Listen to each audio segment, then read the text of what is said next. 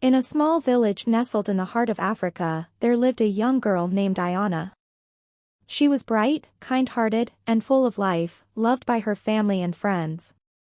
Ayana was just like any other girl her age, except for one extraordinary secret she kept hidden from everyone. Whenever Ayana entered the school's washroom, something strange happened. She would transform into a Naga, a mystical serpent with shining scales and venomous fangs.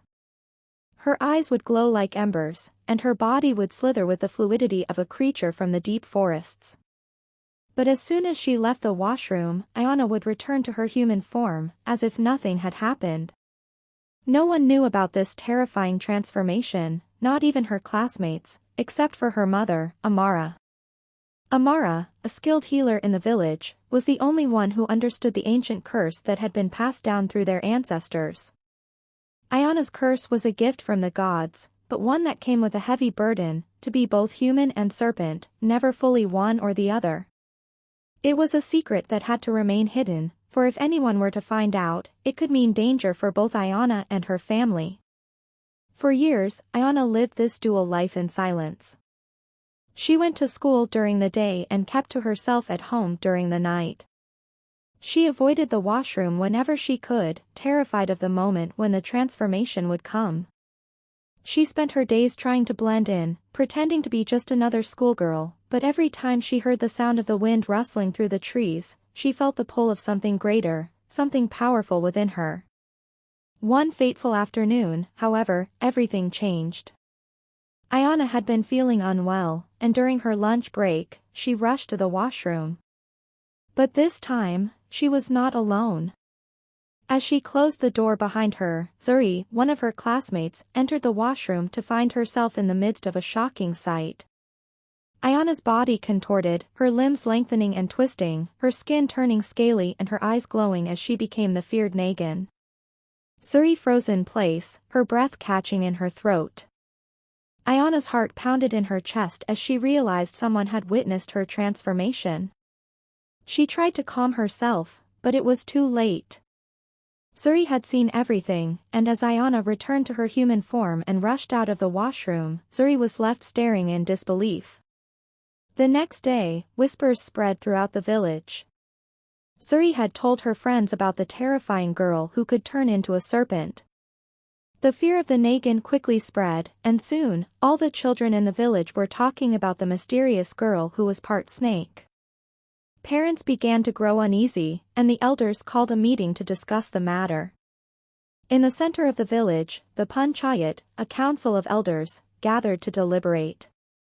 The meeting was filled with tension as the villagers spoke passionately about Ayana and the fear they felt. Some said she was a demon sent by the spirits to curse the village, while others believed she was simply misunderstood. But no matter how the discussion went, one thing was clear: Ayana could no longer live among them. "I fear for our children," one of the elders said. "We cannot allow such a creature to roam free. She may bring disaster upon us all." Another elder, an old woman named Nana Amina, spoke up in defense of Ayana. "Ayana has done nothing wrong. She is still our child, despite her gift. We must not fear what we do not understand." But the majority of the village was consumed by fear, and the decision was made: Ayana and her family would have to leave the village. The council decreed that the family must depart by sundown. Ayana's heart shattered when her mother, Amara, broke the news to her. "We must go, my daughter," Amara said, her voice trembling. "For your safety and ours. But do not lose hope. We will find a place where we can live in peace, where no one will fear you for what you are." As they packed their belongings, Ayana realized that her life in the village she had known was over. She would have to leave behind everything: her school, her friends, and the only home she had ever known. With a heavy heart, she followed her mother into the unknown, knowing that they would have to find a new place to call home. Their journey took them through dense forests, over mountains, and across rivers. Ayana was quiet for many days, her thoughts a swirl of confusion and fear. She missed her friends, even Zuri, who had been the first to discover her secret. But Ayana could never return to the village. Not now. Not after what had happened. One evening, as the sun dipped below the horizon, Ayana and her mother came across an old woman sitting by the side of the road. Her clothes were simple, and her face was weathered with age, but her eyes held a deep wisdom that made Ayana feel as though she had known her for a lifetime. "Who are you, child?" the old woman asked, her voice soft but knowing. "I am Ayana," she replied hesitantly. "I have been cast out of my village." The old woman smiled. "I know what you are, Ayana. And I know what you seek." Ayana felt a chill run through her spine. "What do you mean?" "The curse that you carry is not a punishment, but a gift," the woman said. "You are connected to the ancient spirits of the land. The serpent is a part of you, a part of your power. It is not something to be feared, but something to be embraced." Ayana was stunned.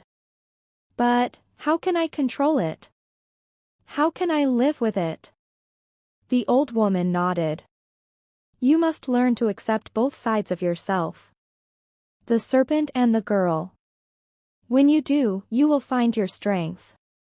The curse will no longer control you, you will control it."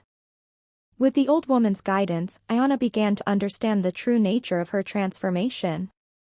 She spent days meditating, learning how to embrace her serpent side, to speak with the ancient spirits, and to understand the power that flowed through her veins. Slowly, she began to gain control over her transformation, learning how to transform at will and even communicate with other mystical beings that roamed the forests. Months passed, and Ayana grew stronger.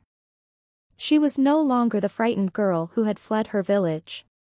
She had become a powerful being, one who was both human and serpent.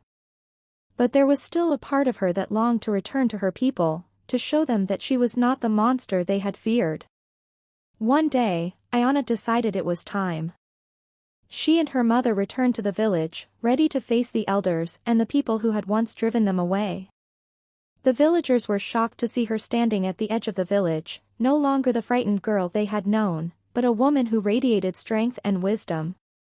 Ayana spoke to the council of elders, explaining the truth of her curse and the gift it had given her. She told them of her journey, of how she had learned to accept both sides of herself. She showed them that the serpent inside her was not a monster, but a guardian spirit, one that protected the land and its people. The villagers, once fearful and distrustful, listened in awe. Slowly, their hearts began to change. They realized that fear had blinded them, that Ayana was not their enemy, but a part of their world, a part of their history. In the end, Ayana was welcomed back into the village, not as a feared Nagan, but as a revered guardian. The people had learned that fear could be overcome by understanding, and that the greatest strength lay in accepting oneself, no matter how different or unusual one might be. Ayana's life had changed forever, but she was no longer the girl who had to hide. She was a woman who embraced her dual nature, proud of both the serpent and the girl within her.